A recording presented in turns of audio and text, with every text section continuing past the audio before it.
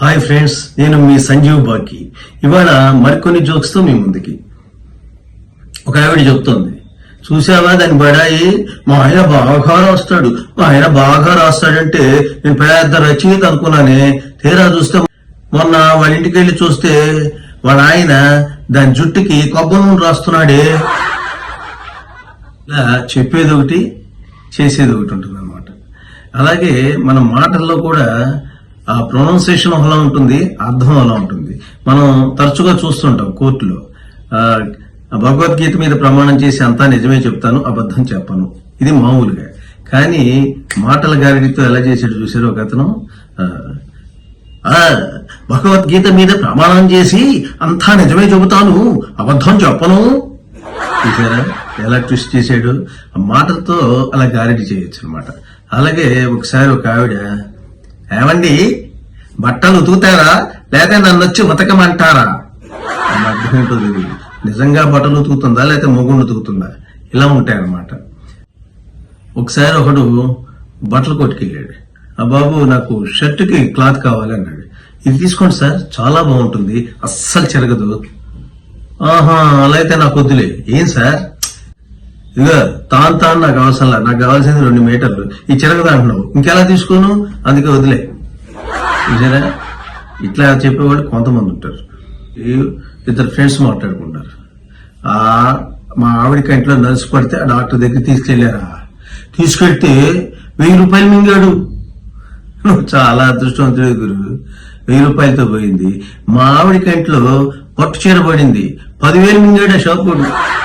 ఒకసారి ఒక అతను వచ్చి, బాబు మీ నాన్నగారు ఉన్నారేమో ఒకసారి పిలువయ్యా అన్నాడు.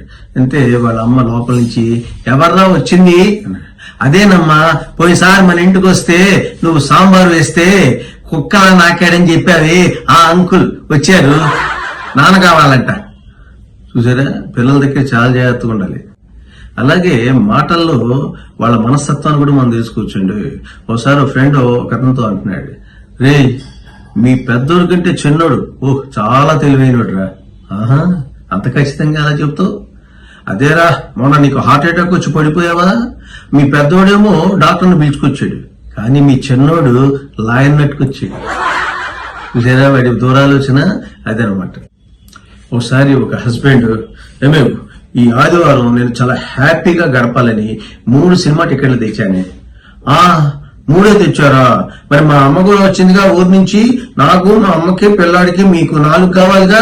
కాదే, నేను తెచ్చింది నీకు మన పిల్లాడికి మీ అమ్మకే. నేను హ్యాపీగా ఇంట్లో కూర్చొని ఈ సండేని ఎంజాయ్ చేయాలి.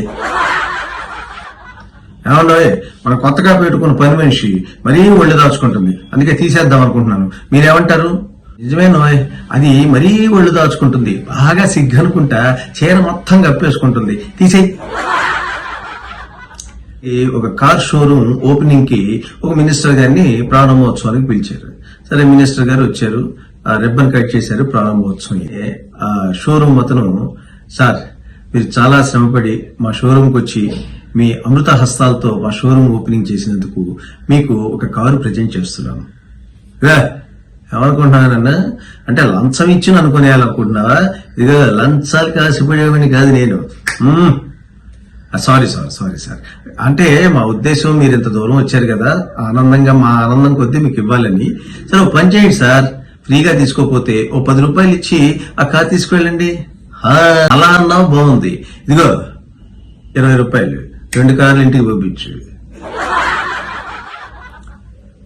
ఏంట్రా, చికెన్ తింటే 4 పళ్ళు ఊడిపోయినాయా? అంత గట్టిగా ఉందా చికెన్? చికెన్ గట్టిగా ఉండటం కాదు, ఆ పక్కింటి కోడిని కోసుకుని తినేసాడు. అది తెలిసి ఆ పక్కింటి పహల్వాను మూతి మీద 2 ఇచ్చాడు, అంతే 4 పళ్ళు ఊడిపోయింది. ఒకసారి ఒక హస్బెండ్ ఆఫీస్ నుంచి వచ్చి, బాగా తలనొప్పిగా ఉంది, కొంచెం తల బాగా పిసుకు. తలనొప్పిగా ఉందని పిసుకాలు కావాలి. మరి పెళ్లి కాకముందు ఎవరొచ్చి పిసిగారు? పెళ్లి కాకముందా? అసలు తలనొప్పే లేదే. ఒకసారి ఆ ఊరికి ఒక సన్యాసి కొత్తగా వస్తే ఒక అతను వెళ్లి, మా ఆవిడ వట్టిగా అయ్యాలి స్వామి, అస్సలు చెప్పిన మాట విందు, అది నేను చెప్పినట్టుగా చేసేటట్టుగా ఏమైనా మంత్రం ఉంటే ఉపదేశించండి స్వామి. అది తెలిస్తే నేనెందుకు సన్యాసం స్వీకరిస్తాను నాయన? ఇగో కట్టే కాషాయం, ఇదిగో కమండలం, అదిగో బండ. దేవుని కూడా మోసం చేయాలని కొంతమంది అనుకుంటుంటారు. ఒకసారి గుంపులో గోవిందయ్య ఒక అతను గుడికి వెళ్ళాలనుకున్నాడు. కానీ ఈ కొబ్బరికాయ రేట్లు రోజు రోజుకి పెరిగిపోతుంటే, ఇలా కాదు, మనం ఎంత పెద్ద కొబ్బరికాయ ఇచ్చినా కూడా వాళ్ళు ఇచ్చేది చిన్న చెప్పు ఏదో ఇస్తారు, ఇలా కాదని చెప్పి ఊరంతా వెతికి ఒక 10 రూపాయలకి ఇంత చిన్న కాయ సంపాదించాడు. వెళ్ళాడు గుళ్ళో, పంతులు గారి ఆ పళ్ళెంలో పెట్టేసేసి దండం పెట్టుకుంటాడు. ఈలోపు ఒక 5 నిమిషాల తర్వాత పంతులు గారు, బాబు ఈ పెద్ద కాయ తీసుకొచ్చింది ఎవరు అన్నాడు. అది నాదే, అది నాదే, అది నాదే. ఆహా, ఇది కుళ్ళిపోయింది నాయన, ఇంకొకటి పట్రా. ఏమండి, దేవుణ్ణి మోసం చేయాలంటే అంత తమాషా కాదు. మరి అలాగే మరి కోపం ఎటువంటి వారికైనా నష్టం చేకూరుస్తుంది. అది మునీశ్వరులైనా తప్పదు. ఇలాగే ఒకసారి ఒక మునీశ్వరుడు తపస్సు చేసి భగవంతుడిని మెప్పించాడు. ఆ భగవంతుడు ప్రత్యక్షమై ఒక 3 కొబ్బరికాయలు ఇచ్చాడు.